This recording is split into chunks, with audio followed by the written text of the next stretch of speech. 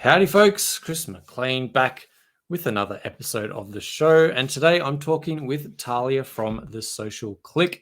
They're a social agency that knows digital marketing and how to maximize a business's footprint across social media. Their strategies see real results and stay true to client stories and objectives. And they secure actionable digital marketing outcomes for the sustainable growth of their clients and are powered by lead generation and brand awareness. And Talia also has a secondary agency called the Content CliQ, which we're going to get into why she has two agencies and what happened there and why there's a split between those services. Talia, thanks for jumping on. Great to have you. Thanks, Chris. Thanks for having me. No, my pleasure. My pleasure. So we were talking at the top of the show just before we jumped on that you do have sort of a double agency set up there, which is not so frequent. I have heard of it before. I've seen people where you have two quite distinct services and maybe you map them to different audiences or something like that. So that'd be interesting to sort of understand how you've got why and how that sort of came to be for you. But maybe let's start with the start. What came first? The chicken or the egg, the content or the social? How did this all get going for you? Yeah, definitely. So in my last year of uni, I basically had that kind of moment of what to do next. Everyone kind of goes through that panic. And after accepting a job at an insurance firm and realizing it definitely wasn't for me, I kind of went back to basics and had to decide what the next steps would be. And in doing so, I decided to maybe give this social media thing a little bit of a go. And I was pretty much just freelancing, not charging for my time, door knocking on a range of different small businesses and storefronts in my local area. And then before I knew it, 6 months down the line, I found myself in a position needing to hire. We had landed our first big corporation. And then from there, it pretty much just followed suit.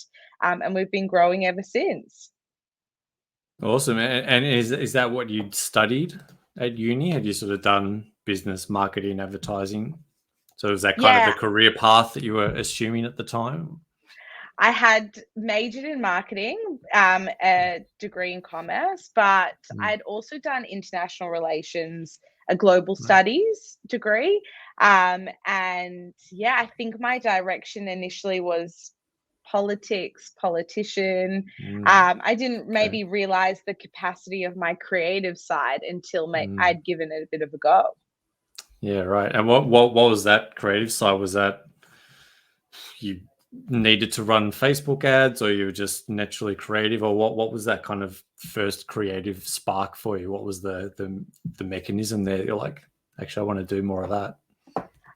I think when I uploaded a post on behalf of one of our clients and we sold out of that product pretty much within 24 hours, I realized, hang on a second, maybe I have a bit of a nick for this. And I realized that the power of content can basically transform someone's thinking and make them act on it. So I think straight away it drew me in.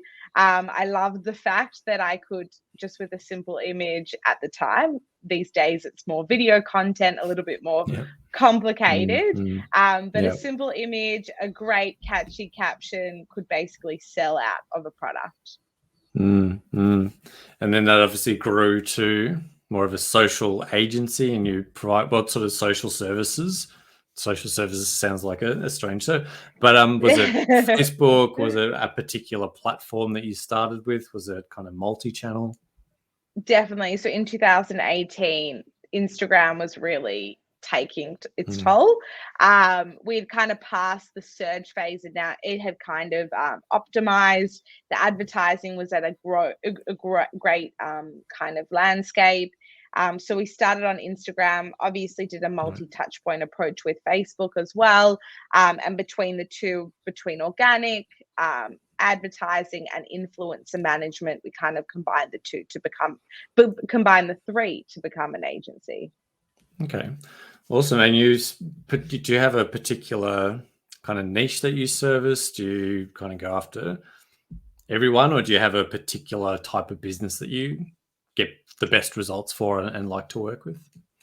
Definitely. So e-commerce straight up is our strongest suit, as well as FMCG products. So definitely more products than services.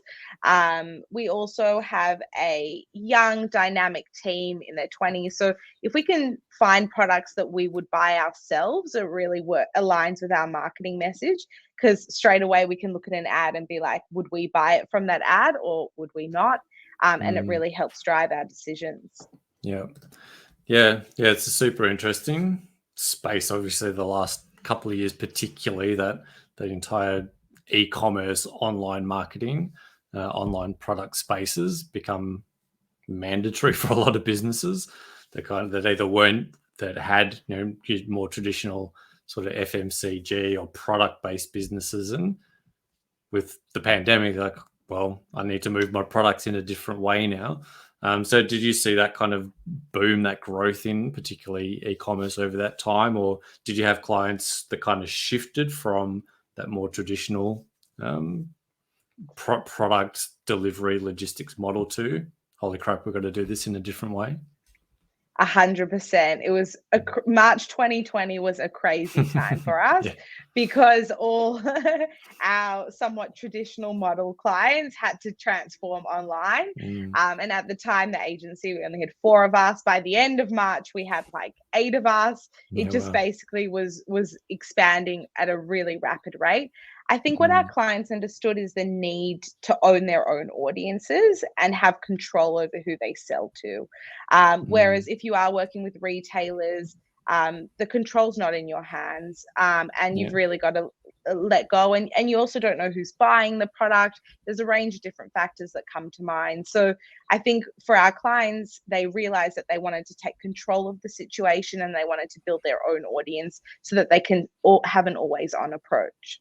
It makes so much sense in the landscape, the way that social media is set up for, particularly for e-commerce. And you talk about like Instagram, there's much more focus on sort of not sure the exact term, but like on post shopping. You get those little dots and tags inside a post now. You can shop from an image, shop from a post. So it's much more predicated on e-commerce and helping store owners and e-commerce owners sell products directly from posts. You're obviously more expert in that. Is that, when did that sort of start becoming that sort of on post shopping? I know, like, even 2017, 18, it was sort of something that was coming. Has that become standard now? Does that work well? Is that something that you sort of play with your clients? Definitely. Being able to shop directly from a social post makes a huge difference. The way in which I see it is making it as easy as possible for a consumer to purchase from you, and it adds that kind of extra step of ease. What I think was really, really exciting is when they came out with that little shopping tab at the bottom. So not only can you shop in the feed, but you can also shop through based and consume content and shopping products based on what you'd previously been looking at. So I think that also provided a huge opportunity for us. I think the next big opportunity is as soon as TikTok starts to outroll maybe that function, which we've heard rumors kind of pondering around. I think that will be a huge opportunity for all brands to leverage. Yeah, TikTok's certainly kind of the platform du jour at the moment. There's everyone's saying, don't sleep on TikTok. It's sort of super interesting how these platforms always go through the exact same growth phase, right? It's like Instagram launches and it's for 12-year-old kids and 16-year-old girls, and if you're 40, don't bother with it. But then a year later, suddenly everyone's on it, and it's this massive platform. And TikTok's now going through that same sort of growth phase where people are like, TikTok, it's for dancing 16-year-old girls, and it's not for me because I'm a business coach or an agency or a strategist or something that's not relevant to that young market. But now you're seeing that older generation, that 30, 40 year old generation coming in and going and getting massive results from TikTok. Definitely, So definitely. do you do paid and organic on these platforms? And is TikTok something that you're not sleeping on? Is it something that you're definitely helping your clients grow with? 100%. TikTok is pretty much our number one focus at the Yeah, right. moment. We've really Right. moved all our eggs from Instagram to a TikTok first approach. I Right. think the best way to put it is like in 2013, when Instagram was just getting started, we would Mm. be like randomly like putting on interesting filters or hashtagging like everything we did in an entire day, which we thought was like best practice, Yeah. just as Yeah. a general user, right? And it's almost like that infancy stage where everyone doesn't know what's happening or what the next steps look like, and this is just what they need to do. So I think Yeah. that's what TikTok's currently going through now. And I think what's also really important to note is like wherever kids are, their parents are going to migrate to, right? Who want to keep an eye on them.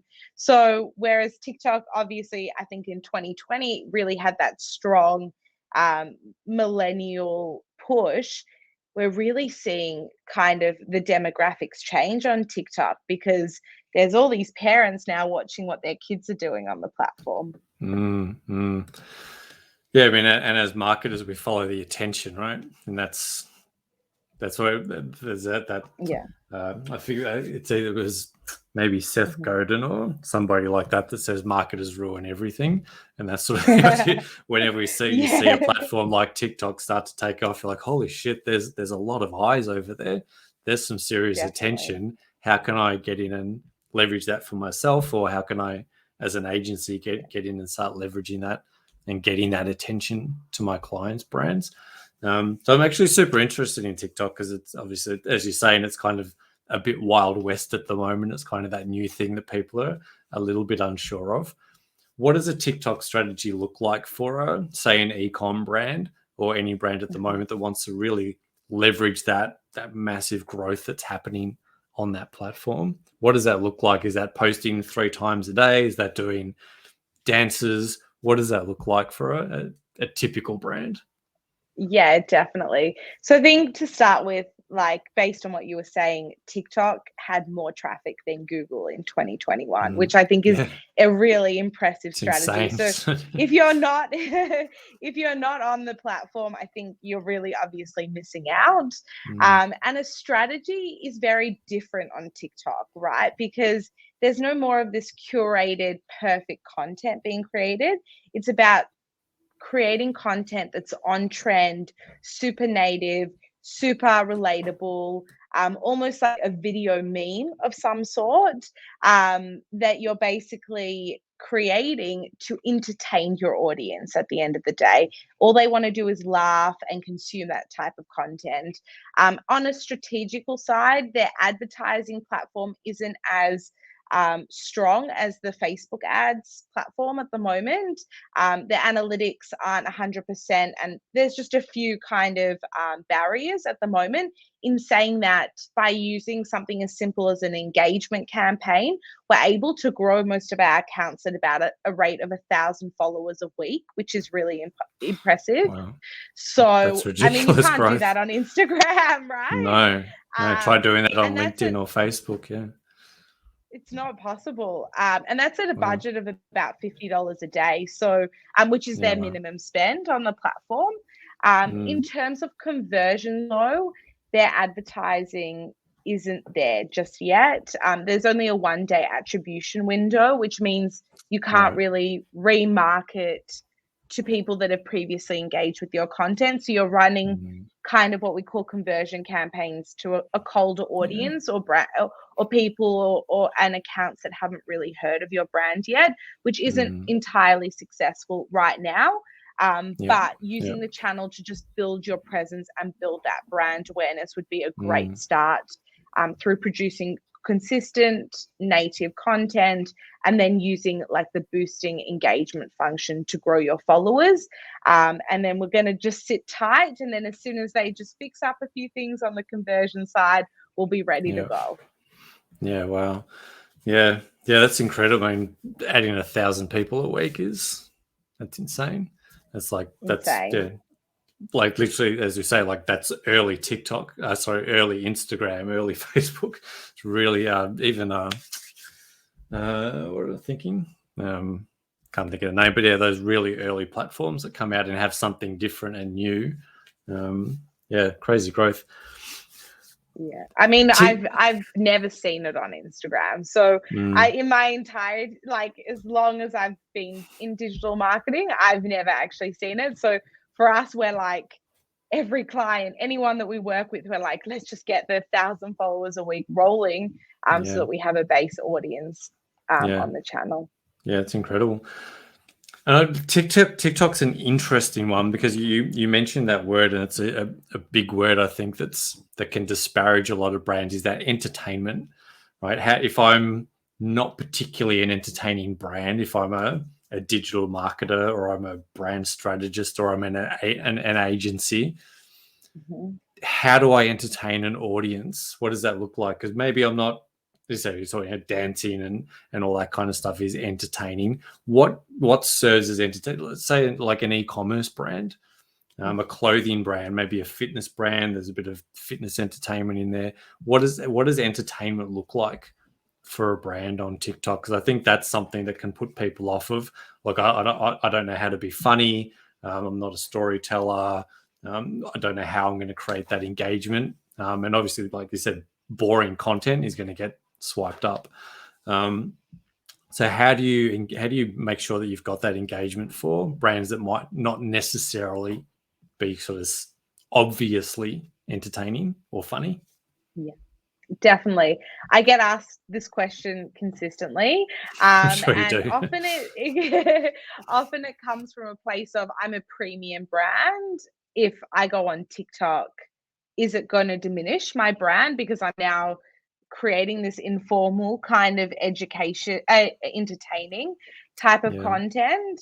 And the best way to put it is the landscape is changing, right? And honestly, if your marketing team, your content creation team can't see this shift and start to adapt, they're missing out on a really big opportunity.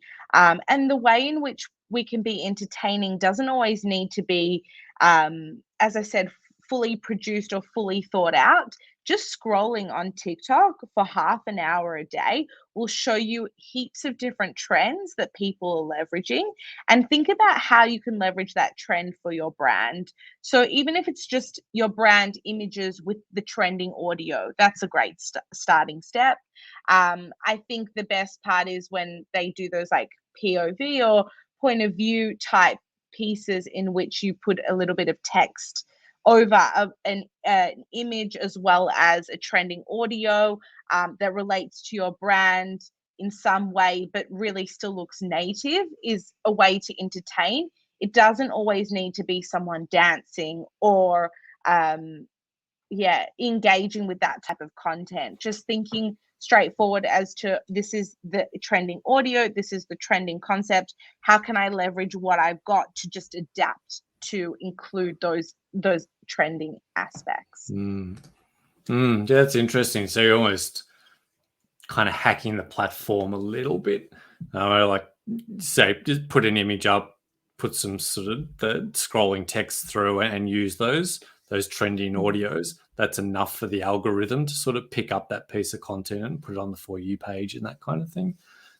Exactly. But interesting, because that's something that a lot of people, like everyone can do that, right? You could put a photo of your latest pair of pants, put some text about the features, and just put in the background a trending audio piece, and kind of is that enough content to kind of get things going to build that follower count?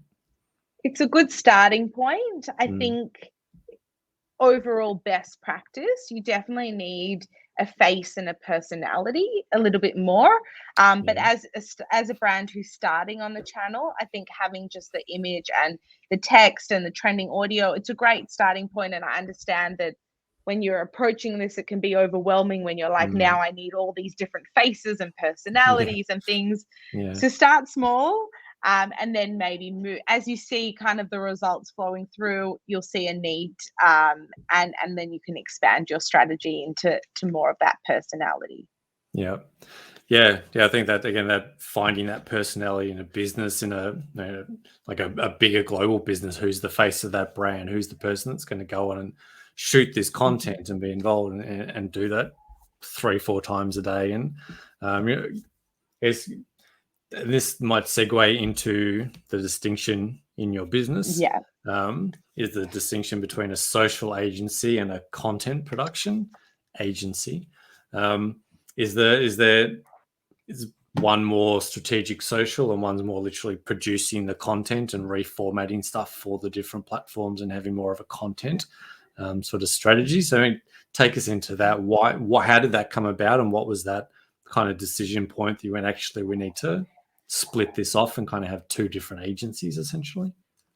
Definitely. So exactly what we've been talking about with TikTok and kind of the challenges that brands face at the moment is having that kind of personality and that on-trend content consistently and being able to post it consistently. We saw this as an opportunity that there are hundreds of millions of active users on TikTok daily, right? Of which they create TikToks themselves. What if we were to forge the connection between these creators and brands so that brands had a way to outsource that kind of content creation, but still stay relevant on TikTok? So I think that's where the Content CliQ came about, because we saw an opportunity to basically develop a database of amazing content creators who create TikToks every day on their own channels, who are now just going to do it for the brands, right? And get paid well doing so. It's like a new job that never existed previously for them, but also provides brands an opportunity to basically leverage TikTok in the easiest way possible. As the Social CliQ as a full service digital marketing agency, we also saw those challenges right on TikTok.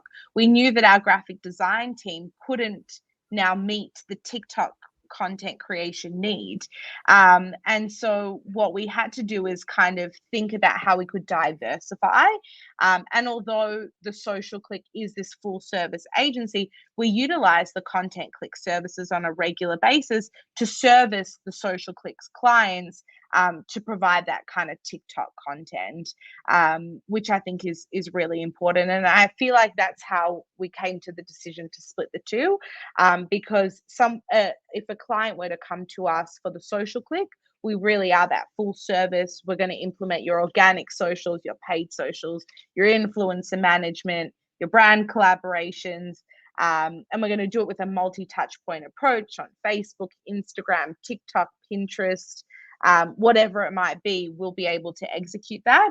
Whereas the Content CliQ, you may have an internal social media team that you work with, but there's this new piece that you need to fill. And the Content CliQ just aims to provide you with that database of creators to consistently help you create TikTok content as part of your multi-touch point strategy. Yeah, I love it. I love that you've kind of brought together user-generated content and influencer marketing and TikTok into one really distinct, unique offering. It's very, very cool. And definitely. Perfect way for brands that are like, I need to do TikTok, but I don't know how to do it or what to do. It's like, well, here's an option. We'll put a face in, we'll bring an influencer in, and they'll do all the content for you. That's brilliant thinking. I think also what was coming about in the middle of last year is that the influencers that we were working with, the bigger their following, the less likely they were prepared to go above and beyond to create a great piece of content. They really just wanted to shoot just that standard flat lay, or they really wanted to shoot something basic because they know that they can just leverage their audience. Whereas those that had a smaller following but invested more in their content creation, right? Even though they weren't, say, spreading the messaging wide and far, they were creating incredible pieces of content. So through our strategies, we've really been able to separate the two and say who's got a big following with a low expectation of the content that they create, and who's got a smaller following and we expect this greater amount of piece of content to be created. Yeah, super interesting. A modern solution to modern problems. Yeah, literally stuff that didn't exist a couple of years ago, or even sort of 6 to 12 months ago. So love that you're seeing those trends and riding those waves and creating solutions to help clients overcome some of those challenges that we were talking about earlier. Of, I know I need to do something here, but I don't know what the hell to do. I don't have the time. I don't have the attention to put into this. Well, here's a way to fix it and get that traction, get 1,000 followers a week to build that audience on this booming platform. So yeah, awesome stuff. If people do want to find out a bit more about you, either Content CliQ, Social CliQ, learn about who you are, what you do, where are some of the best places for people to find out more about sort of what you're doing, particularly in that says like you're very strong in that TikTok space, that social space. Where can they connect with you? Definitely. So I'm Talia Datt across TikTok, Instagram, Facebook, LinkedIn, and the Social CliQ and the Content CliQ as well across all 4 channels. You can also check out our website, www.thesocialcliq.com. And yeah, I love getting messages. I love getting DMs, want to discuss TikTok, anything along those lines. Please don't hesitate to reach out. I'm always happy to chat. Fantastic. And as always, I'll drop all those links in the show notes so you can get connected to Talia, Social CliQ, Content CliQ, learn all about TikTok and how to leverage the platform and more. Talia, thank you so much. That was a really interesting conversation. As we were sort of saying up the front, had no idea we were going to lean so heavily into TikTok, but I think it's a fascinating space, and it's always interesting to see how people are leveraging this new stuff that's coming out as agencies and helping brands understand and kind of navigate new pathways and new platforms and how to get those eyes. So yeah, super interesting stuff. Thanks for dropping by. Yeah, definitely. I loved it. It was a great chat, Chris, and I look forward to chatting more. Yeah, absolutely. Hope everyone at home got the same amount of insight and inspiration as I did here on the show today. Talia, thank you so much for dropping by. Thanks everyone for tuning in, and we'll see you on the next one. Cheers.